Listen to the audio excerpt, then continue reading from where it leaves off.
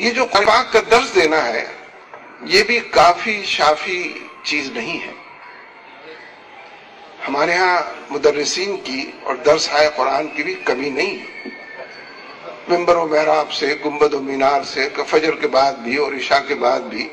ائمہ مساجد بھی، علماء کرام بھی، چھوٹے بڑے بے شمار لوگ، درس کا حوالہ تو موجود ہے. لوگ تمام مدارس کے اندر، مسجدوں کے اندر بھی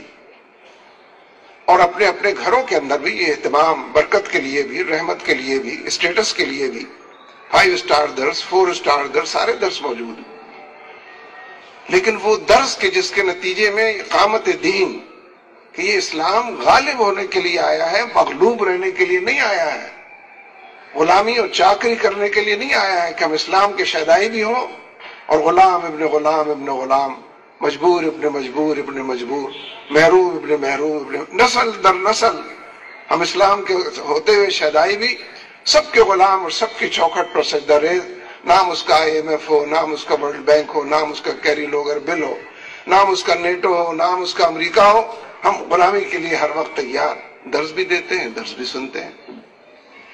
اس لیے ڈاکٹر اسرار اس اعتبار سے ایک منفرد شخصیت ہے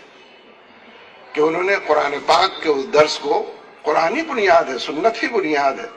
نبی اکرم صلی اللہ علیہ وسلم کا اسوہ حسنہ ہی اس کی بنیاد ہے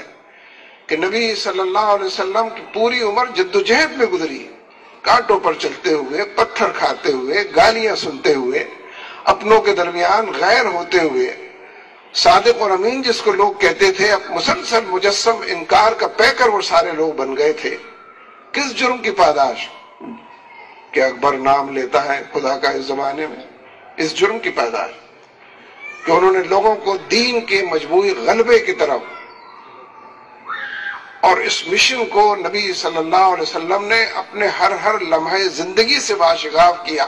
کہ زندگی کا مشن اللہ کی کبریائی کو قائم کرنا، اس کی بندگی کے نظام کو بروکار لانا، عدل و انصاف کے میزان کو نصب کرنا اور معاشرے سے ظلم کی ہر شکل کو، تمام لوگوں کی خدائی سے لوگوں کو نکال کر، بندوں کی خدائی سے نکال کر بندوں کے رب کی طرف ہکانا. ڈاکٹر اسرار نے نجی گفتگو میں بھی، اجتماعی گفتگو میں بھی، طبعاً وہ کوئی تحفظات رکھنے والے، حق کو حق کہہ کر بیان کرنے والے تھے. کبھی کبھی برا بھی لگتا تھا، کبھی کبھی اچھا نہیں بھی لگتا تھا، لیکن اس معاملے میں انہوں نے کبھی کوتاہی نہیں کی کہ جو بات صحیح. ضیاء الحق کے ساتھ گئے تھے، لیکن پھر ضیاء الحق صاحب کو جو کچھ سنا کے وہ آئے ہیں، جو کہہ کر وہ آئے ہیں، وہ بھی ریکارڈ کا حصہ ہے. یا مولانا مودودی کے بارے میں بھی انہوں نے کچھ نہ کچھ کہا ہے، لیکن جہاں تک مشن کا تعلق ہے، غلبہ دین کی تحریک کا، اس سے وہ کبھی جدا نہیں ہوئے، ایک لمحے کے لیے بھی الگ نہیں. تو اس اعتبار سے ان کا اٹھ جانا ہے تو برحق، یہ تو ہونا تو تھا، آج نہیں تو کل، کل نہیں تو پرسوں. بہت آگے گئے، باقی جو ہیں تیار بیٹھے ہیں. لیکن ڈاکٹر اسرار احمد غلبہ دین کے کارکن اور ایک رہنما کی حیثیت سے جاتے جاتے یہ پیغام دے گئے کہ تمہاری سربلندی کا راز اور پوری امت کی کامیابی کا عنوان پنہا ہے اقامت دین کی جدوجہد. شہادت حق کہیں، حکومت الہیہ کا قیام کہیں، قرآن و سنت کی فرما روائی کہیں. شریعت کو بعض لوگ محدود دائرے میں استعمال کرتے ہیں، وسعتوں کے ساتھ شریعت کا نفاذ کہیں. اس کے لیے انہوں نے ذہن سازی کی ہے، دل و دماغ کی دنیا کو معطر کیا ہے، منکرات کے جھاڑ جھنکار سے پاک کیا ہے، معروف کی چمن بندی کی ہے، اور اللہ تعالیٰ نے اس کی صلاحیتیں ان کو دی تھیں. اس صلاحیتوں سے اللہ تعالیٰ نے ہی اپنے فضل کے ذریعے بہترین استفادے کا ان کو موقع دیا اور انہوں نے اس کو استعمال کیا. اس لیے بات تو میرا خیال ہے شاید میں نے کہہ دی ہے،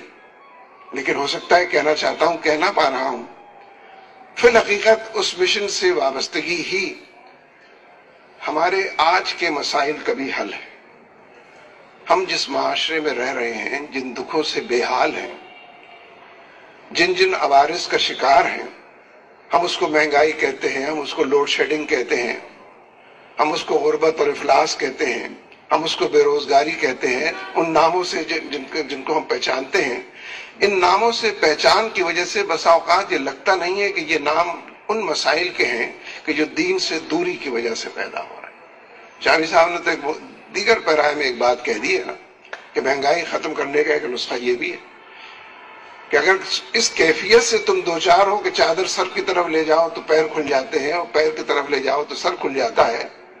تو ذرا سکڑ جاؤ تھوڑے سے، چادر سر کے نیچے دبا لو، پیروں کے اندر سمیٹ لو، چادر انشاءاللہ پوری ہو جائے گی۔ لیکن اس سے قطع نظر ایک ایسا نظام کہ جو مہنگائی کو ختم کر سکے، ایک ایسا نظام کہ جس کے نتیجے میں بے روزگاری ہاتھ جوڑ کر آپ سے پناہ مانگ سکے، اس کے لیے جس جدوجہد کی ضرورت ہے،